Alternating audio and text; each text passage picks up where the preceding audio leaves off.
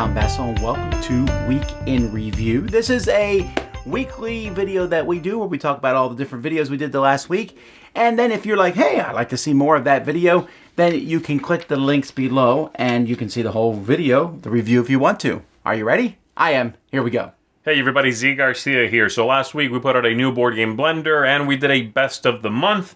And I did a couple of reviews. So I reviewed Cryptid. This is a really neat deduction game. It's really interesting, and it's very simple. I rate this an 8.5. Great deduction stuff. I reviewed Origami. I rate this a 7, and this is a pretty straightforward card game. Just sort of managing your hand of cards and trying to play out in front of you the ones that are going to give you the best special powers and most victory points.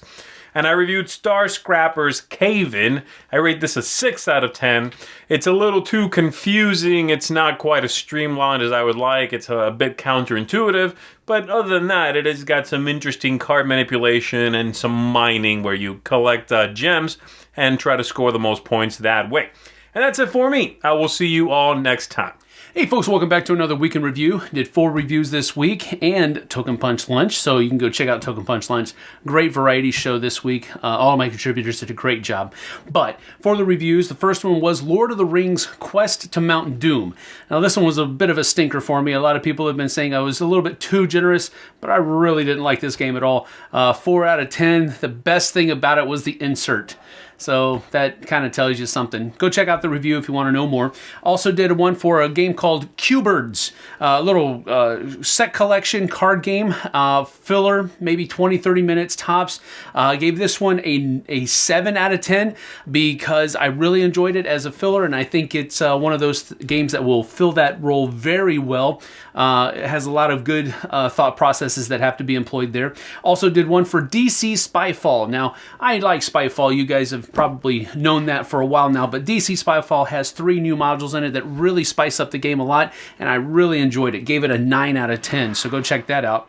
And then I also did a review for Blitz Bowl, a new, I guess you could say condensed or streamlined or efficient, a more efficient version of Blood Bowl from Games Workshop. It's called Blitz Bowl. I gave this one a 9 out of 10 as well, for, of course, much different reasons than I gave DC Spyfall, but you understand here that this is a great game. I really enjoy this. It's probably going to hit the table a lot more than regular Blood Bowl is for me, just because of time constraints. But so you can go check that out, and don't forget Token Punch Lunch. That's it from me. We'll see you guys and gals on the flip side. Take care. Okay, so for me, first of all, we have End of Trail. I ranked this one a 5. It doesn't feel like a complete game to me. You're building a poker hand in this game, you're going out and mining for gold, and the game looks good. It has some interesting ideas, but you are slowly over the course of the game building one poker hand, and I just didn't find that exciting. And also just hunting for gold and the push your luck mechanism, which again, the whole thing felt slower than it should be. It felt like it was one hand of a normal game stretched out into a whole game. Stellar Leap. This is, I ranked this a 6.5. This game here is a roll dice and then get resources from those dice and then go around and discover stuff. And it's a decent game. I like it. I don't know that there's anything brand new in this game, and it doesn't look as fantastic as I like it to on the table, but there's still some interesting ideas, and I like that you each have your own dice manipulation skill as well as a dice manipulation skill that everybody can use. Games that I rated a 7, we have Between Two Castles of Mad King Ludwig, which, as I said in my review, I thought was a joke when they first announced it, but it is not. This is a game where you're going to be drafting some tiles, 2 tiles each turn, and then picking one and building it in the castle between you and another player, and trying to score them. It's very similar to Between Two Cities, with a more robust scoring system. Also, it's a prettier game. Blocus Duo is a game in which it's basically Blocus, which has been out for, well over a decade or more, where you're placing different geometric shapes by the corners. This one's for 2 players, and it's black and white. It looks okay. I think I prefer regular Blocus slightly more just because I can play 2 or 4 players. Squirmish. This is a silly game, which I like, though. Despite its silliness, has silly artwork where you're placing different weird creatures on the board in a grid, and then you're rolling dice to attack each other. Sometimes this is just the thing the doctor ordered, and it's a lot of fun.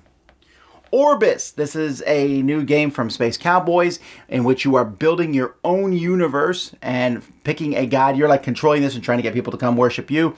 That's an interesting theme, but it's very abstract where you're taking a tile and putting out these different cubes and then using these cubes to pay for other tiles.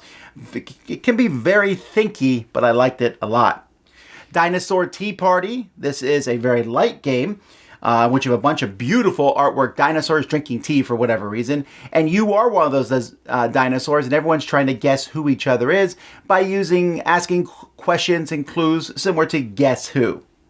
Hocus and Pocus is a book, an adventure book for kids. It's like a graphic novel, but mixed with choose your own adventure. So my kids really, really like this one, a lot of fun, and I think the artwork and story are great. All right, 7.5 ratings, Clank, Gold and Silk. This is a new board and a few pieces for Clank. It's a two-sided board. One is with Dwarven Mines, where you're going through mining gold, and whoever mines the most gold can get points at the end of the game. And on the other side, Silk, where there's spider webs everywhere, and you have to cut through these spiders' webs to find treasures, and it will slow you down slightly, but the rewards can be really great. I really like that. It's probably my favorite map so far for Clank.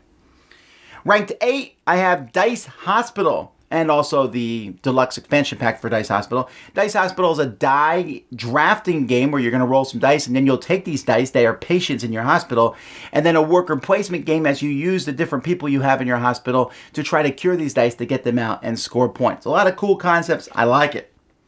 And then ranked 10 here, Terraforming Mars Prelude. This is the third expansion for Terraforming Mars. It is absolutely essential in my opinion. It gives you some extra cards that you'll start the game with that will give you bonuses in different ways. So now you can start with a corporation, and some of these bonus cards really helps differentiate you from everyone else. This is amazing. I would play with anybody, even people who've never played Terraforming Mars before. I'll never play without it. That's how good this expansion is. Very small, but in my opinion, very much essential. We also looked at our top 10 games from 10 years ago, 2008, and I did a top 10 list of my top 10 card drafting games. Also, for the first time this week, we did crowd surfing, which is something we do every other week, but we did it live this week, and we will probably continue to do that since it went over pretty well. Anyway, that's what we did this week. I hope you guys enjoyed it. Until next time, I'm Tom Bassel, and you've been watching Week in Review.